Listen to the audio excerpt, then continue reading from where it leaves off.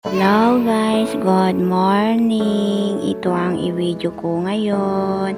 Magbomba tayo ng panglinis sa garahe kasi madumi na doon at amoy ihi ng mga aso at tumayo pa sila doon. So linisan ko yung tayo nila at yung ihi nila doon sa garahe at magsasalog pa ako ng pangligo ni Jelian kasi may school siya ngayon.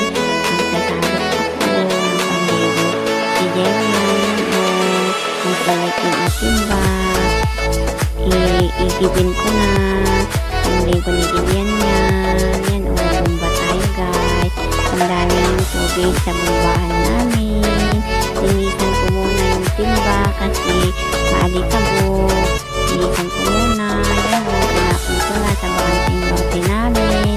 Guys, salot ko ng pangligo ni Jelian kasi mamaya mag-school na.